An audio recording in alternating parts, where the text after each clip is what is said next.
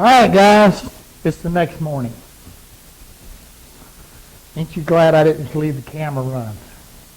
And then you'd have got to sit there for, I don't know, a couple, 3 or 4 or 5, 6 months and watch wood dry. Not going to do that. This is that piece of wood. Now, one of the things I wound up doing yesterday was I kept an eye on it, and I found out that my little 1/8" paint paddle wasn't quite enough. And I actually wound up wetting it with really hot water 3 times. Then I thought about it a minute. Now, yesterday this piece of wood was actually bowed this way. It was going down. This end was dipped down. So what I did was I actually put it back in traction. I wet it, and I had to go. So what I did was I took a little 3/8" piece of wood. I put it on this end and one about right here, because this was my flex point. Soaked it good with really hot water, and I clamped it down this way. Remember yesterday we had it in the middle and going down on each end? I reversed that. Now the reason I reversed that was because I wanted this surface exposed. Now remember when I was telling you, this goes back to that plastic bag and covering it up thing. This surface being exposed to the air is going to dry out faster than the bottom. What happens when wood dries? It shrinks. So the object of the game was we wanted to stretch the fiber on this side, shrink the fiber on that side. Shrink the top, expand the bottom, and it pulls it. Now, if you also remember when we cut this, we laid it up here and it was dead flat. That's when I should have immediately gone and built the face frame. Because once I lock everything in place, it's not going to move. And tiger maple, because we've got a grain running up and down it, and then we've got all that curl running across it, it can move. That's indicative of most curly woods. Now curly cherry not so much, because curly cherry has got usually a much broader band in it, and it's denser. I could have taken this and steamed it, and I've seen cases I've had to do that. But think about what I'm telling you. You know, we steam bend wood, so why not bend it back? You know, you can bend it to create a form, but you can also bend it to be straight. Make sense? Bet Bob Vila don't show you that stuff. You know, this is an expensive log set, and starting over is not an option. And this is not the fault of the people that cut and dried the wood. It's one of those things. It's, you know, it's wood. It has a mind of its own. Now over here, the same pieces off the top of both logs, both boards, which came out of one log, started doing a little bit of the same thing. So I just got them in traction. But what I did do, they weren't near as bad as that. So what I did do is the downside of this, I took my cup with some really hot water and I wiped it. I just want to get that surface damp. Because again, I'm just letting it, that hot water is going to cause the fibers in that wood to soften, and it'll let them expand. With this side of the board up, it's going to dry more. So we're going to get the exact same result. Now this was just minor, okay, but I need them as straight as possible to glue them in. Now, I overbent this, obviously. And this morning, first thing, I took it out of clamp. And when I did, actually had a little bit of a hump in it, more than what you see now in reverse of what it was. But I've also learned that it always comes back a little bit. And like I said, as long as I can get this flat,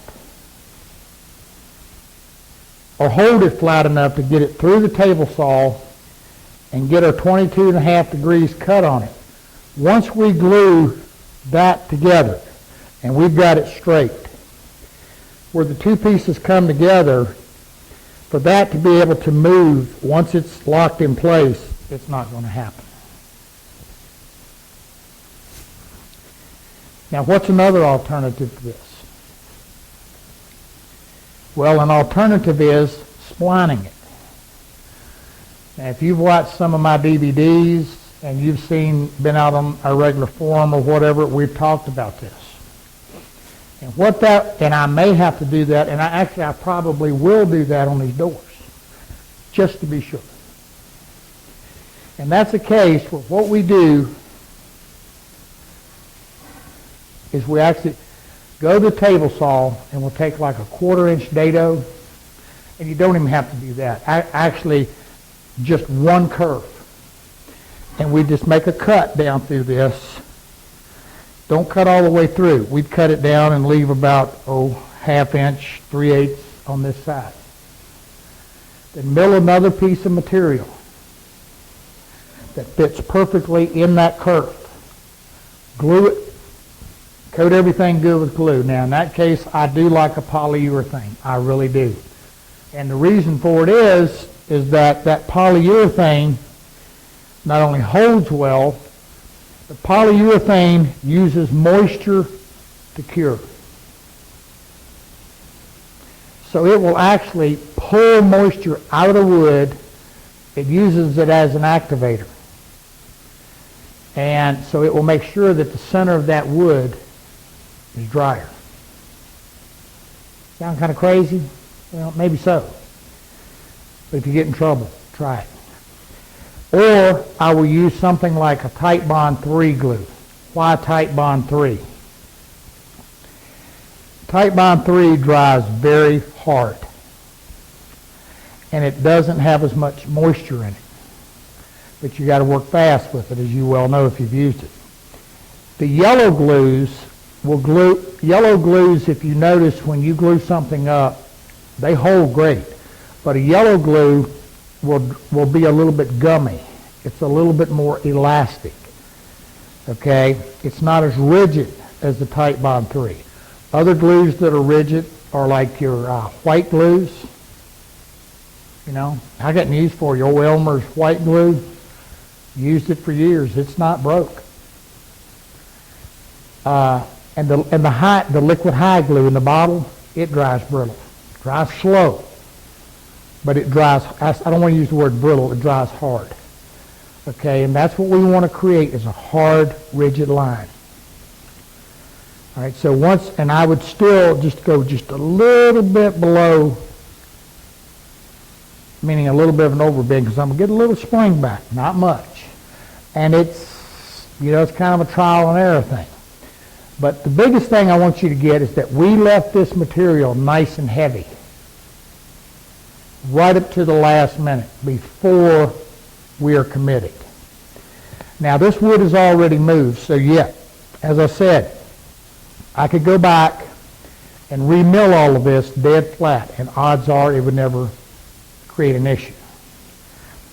But like I said again, if I do that, then if this was 3/4, I would have nowhere to go. And if you find yourself in a situation you don't have anywhere to go, then you're going to find, then being able to draw back on it and remember some of this may help you a lot. Now, this is another reason I want you to understand. This wood did not move until after we cut everything apart, got everything opened up. Okay? What could I have done different? Well, probably what I could have done different would have been to have let it acclimate a little longer. that may have helped. But the same thing applies. When I start cutting these into narrow pieces, I'm opening up these sides as well. And just like that loaf of bread we talked about, now it's drying all the way around, and it can move. There's obviously a stress point somewhere in this wood for some reason. Okay, there's nothing really evident. But each one of those boards, one came off the top of the other, and only the top of it wanted to move a little bit. The bottom case pieces are laying here, and they're dead flat. They haven't moved a bit. So, welcome to the world of wood. It happens. And now you have an idea how to deal with it. Okay, we're going to get on now cutting our mortises. I went back to the storyboard, and this is the upper case. Now, it happens to be on the right side, and it's upside down. But all I did was went through and made sure that I've got my measurements correct. Because the only place I've got to do a mortise is for the top and for the bottom. Now, be careful and keep yourself oriented here. You know, because you're going to have a side, and then you're going to have, this is the face frame. This is going to get an angle cut on it. So make sure you put your mortises on the right side. Now, I laid it out on the case. And this is the upper, and this is the bottom. So I've got my 7/8 molding plus my 1-inch space. So that's 1 inch and 7/8. I actually took the crown and laid it on top of this and made a mark where my crown ends. Then I went 1 inch below that. Now, if that's not perfect with this, that's okay. Because like I told you, we can adjust a little bit with that door top. But we want to try to keep this space and the bottom space the same. Okay, then making sure I was right, all I'm going to do is just take my actual piece of wood and lay it up here and mark where I need my mortise.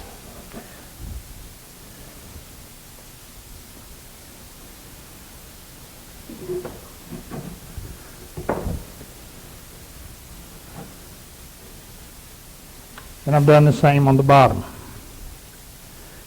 Now, don't forget that we cut these short to compensate for the molding. So don't expect it to come down here quite to the bottom. Just bear that in mind. Now, I've done the exact same thing with the bottom case. And what I'm going to do is I'm going to mark it.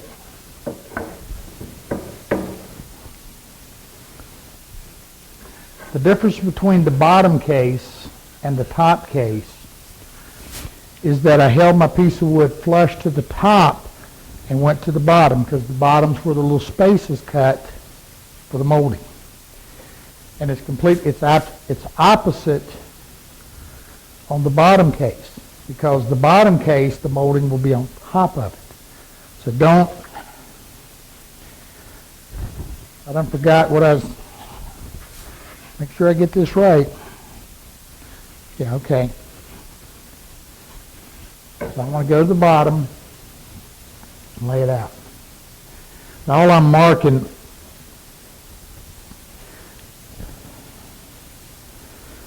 and just to refresh your memory, I've got a 4.5 inch base plus a 1 inch space. At the top, I've got a 1 inch space. Actually, I took the top of the molding, where the molding is going to hit. Now that's the full width of the molding. Don't confuse yourself. Remember, that little molding, that molding's got that little notch in it, but this space has got to be the full width, not just the little tongue that's on the molding. So here's my molding, where it's going to hit, 1 inch below it. Then I've got a 3 3/4 inch drawer plus a 1/4 of an inch on top and bottom, which is going to be the overlay. That's how much the drawer is going to overlay the case, because that will be our visual reference. See, this is a wide piece, but the visual reference will be from the top of the drawer and bottom of the drawer up and down. So this is actually 3 3/4 plus a half, which is 4 1/4. So I went 4 1/4 from my inch mark down, then from there down another inch. That's going to lay me out exactly as I want to be. And of course, I've now marked for my mortises. Now all I've done so far is just mark the whole thing. Now we'll come back, we'll move, and then we're going to lay this out exactly where we want the mortises set. All right? All right, I want to lay out the mortises now.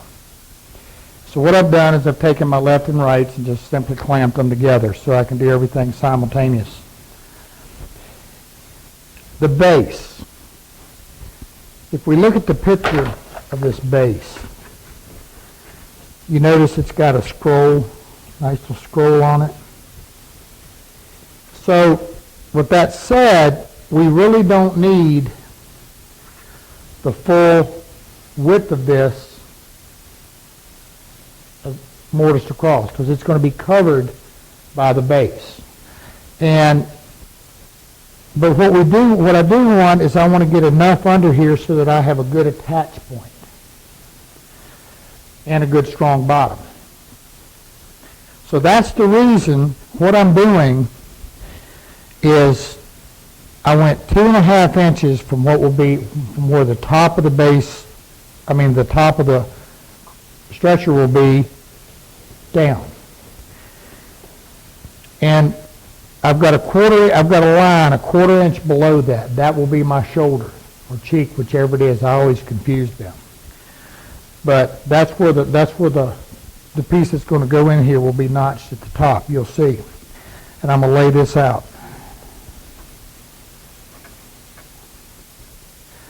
Now, I did not do a 1/4 inch thing on the bottom here because it's irrelevant. It's not going to be seen. And this will be my mortise. Now, going to the top is the exact same thing, except that I'm going to drop down here 1/4 of an inch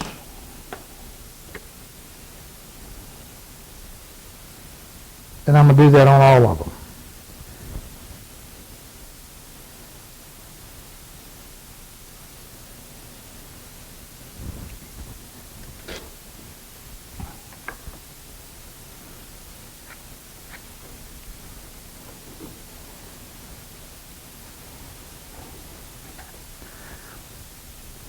Mortise, mortise. Now I'm going to do the exact same thing with the top. And then we're ready. Then we're just about ready to cut the mortise. Then what we have to do is we have to find the center of this. Now I'm going to use a mortiser to do it.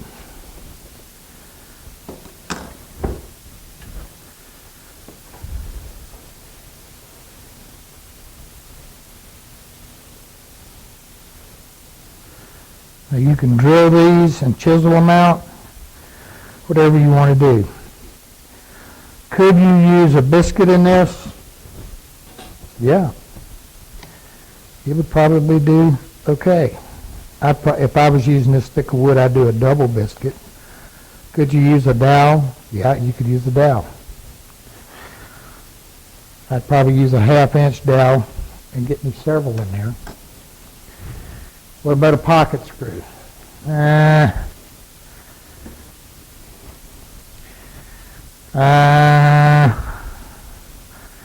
It would probably hold,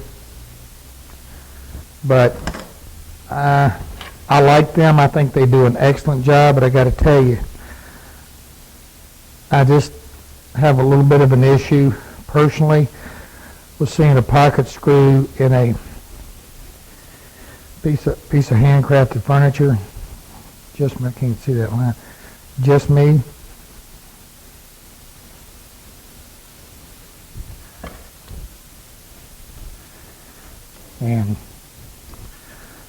But I'll leave that decision to you. I'm going to mortise and tenon mine. Outside of a I don't even want to say outside of a dovetail. Peg mortise and tenon has been around just about as long, and they never failed, never. And, you know, like I told you before, I've taken old antiques, and I mean old,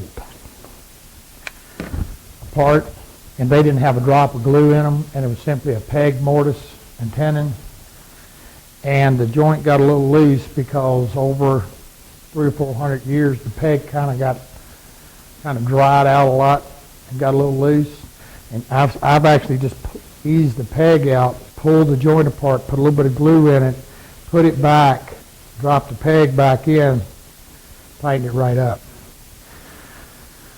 So now I'm going to find my center here. 7/8. So 7/8, half of 7/8, 7/16.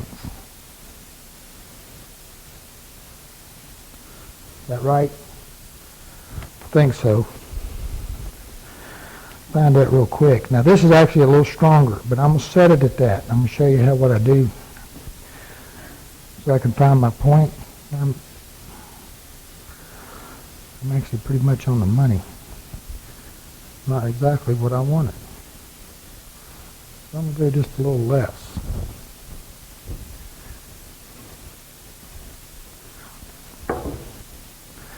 And you'll see what I'm going to tell you show you just in a minute. There we go. For me, I like that little gap in the middle, because when I set my mortise up, I can make sure that I hit it. And I mean, I could come in here and draw a line, but that's going to do just fine. All right, let me get a mortiser up here. Let's start chopping. All right, before I start chopping mortises, I'm going to take a minute and show you how to set one up. Now, this is a big Powermatic mortiser, and I fully understand most of you don't have one. It's okay. In the background over here, you'll see I also have a bench model.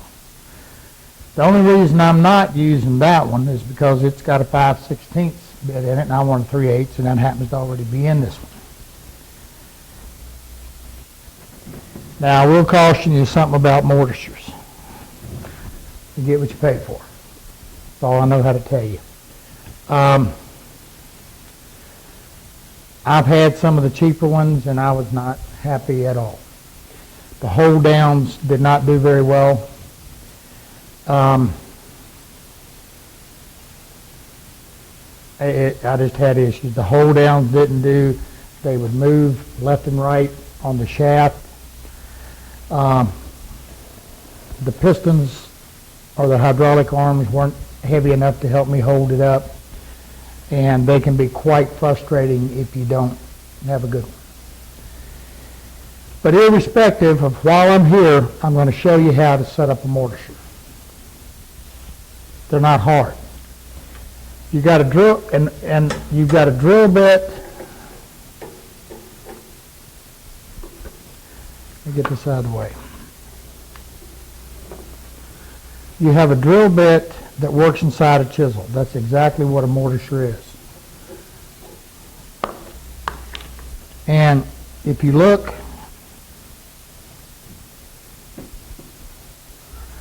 at the drill bit,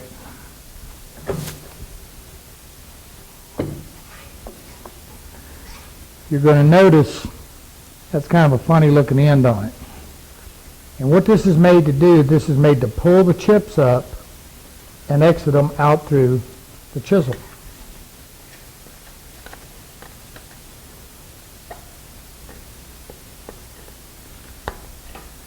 And there's the chisel. You make sure I always like the exit port on the chisel in front. Now, the problem most people run into is setting up. And if you run your chisel all the way up into the bit, you're going to have an issue with the chisel. I mean, the chips can't get past the seal that the drill bit is causing inside of the chisel. So the drill bit actually has to sit down a little bit to give it clearance to be able to pull the chips up. Here's a neat way of doing it. Take a quarter, put the quarter between the chisel and the plate that holds it. See if I can do it the other hand. Okay, that creates a space. Snug up the chisel. Then bring your drill bit up into the bottom of the chisel where you're not supposed to be. Tighten up the drill bit.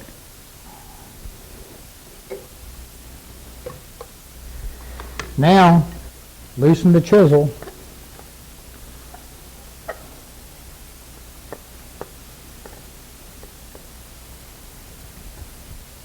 Remove the quarter.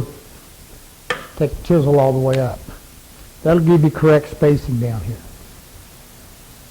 Okay? Now comes another issue, and that issue is, and that issue is getting the chisel straight. Okay, if you look over here at this little one, this bar, what this is a hold down. And simply by reversing it, you can go, from a smaller piece to a taller piece. That's simple. But to set this drill bit straight, all you have to do is set this down in here. Make sure you're straight across with your fence, and bring your bit down. Then adjust up to it and make sure your bit is straight. On the big one, all we have to do is adjust, because it cranks, adjust it up and make sure it's straight. Now, if you find you're not getting as much clearance as you want, then all you have to do is go back and reset your chisel. This time use a nickel. Okay. I have my mortise laid out in my center line. Now remember, this is the one with the little dual ones.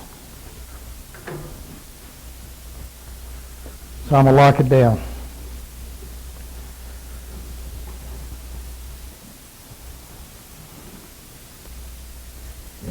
And all I'm going to do is I'm going to adjust it where I need. I'm going to be in your way because I got to look underneath here, and I'm going to see when my point is right dead in the center.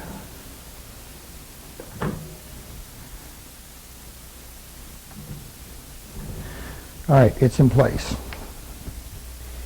Now I need to adjust my depth.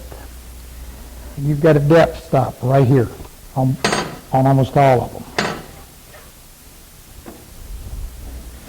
Here's the way I do it. I want a 7/8 deep mortise. So all I did was went to the table saw and I cut me a 7/8 little piece of 1/4 inch plywood or scrap anything. So what I'm going to do is I'm going to bring my bit down and I'm going to seat it in. In other words, there's a little point on the end of that bit and I'm going to push it right on down in there. Then I'm simply going to use the shim to set my 7/8 depth. And I'm set.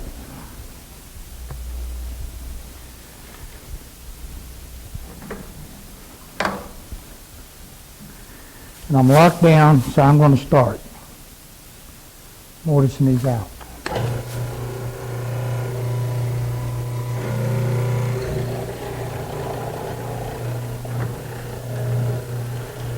Might need to get a little tighter here.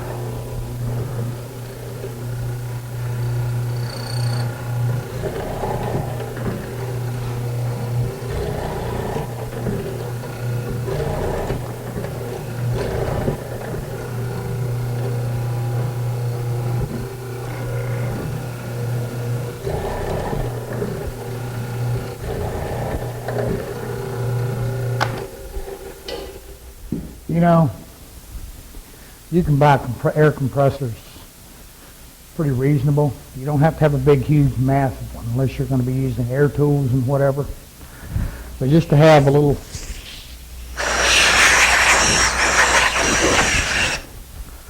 sure are nice.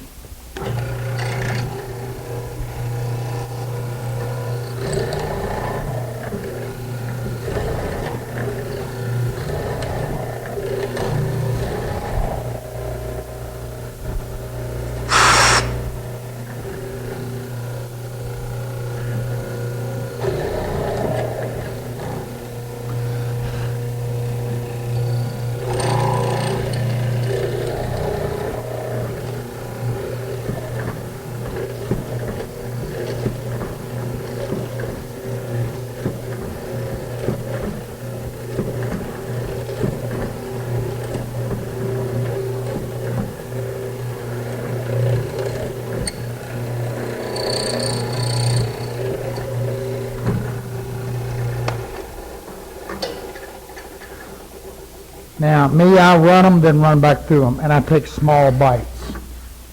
And the reason I do that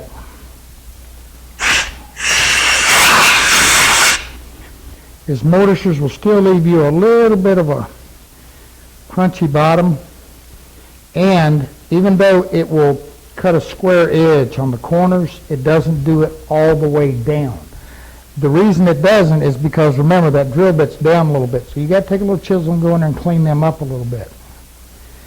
Now, the other thing I do, and I did this intentionally because I want you to see it, is I run it the other way. I'm going to be sure this mortise is dead center.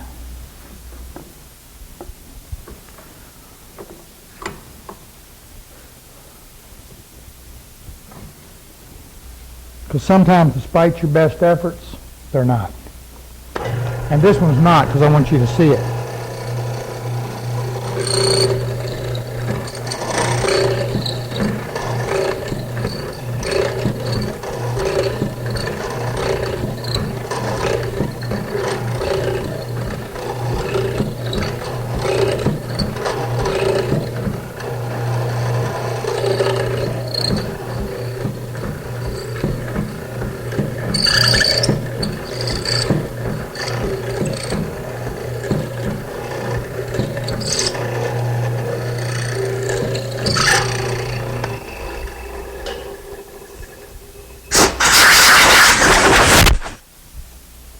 Now, unless you're running, now in this case, what we've got is we've got a good sized mortise, but that's okay, because we've got 3/8, quarter, and a quarter, slightly over 3/8 because I offset it. Now, and by running it both sides, that just ensures we're dead center, so that when we go to cutting our our tenons, whatever, we can just cut them one right after the other, and take the same amount off of each side, and we have a good fit. Okay, I'm going to go through and cut the rest of these mortises. Then what's going to be our next step? Well, our next step now is going to be to put this together. Meaning what we're going to do is we're actually going to cut that 22.5 degree and make up these sides.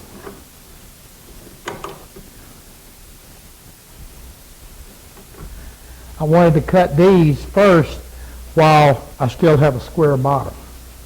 Because if I do this after I cut the 22.5, I have a sharp edge right here, and that sharp edge can get damaged, and it can, affect the appearance. So I'm going to get these done now.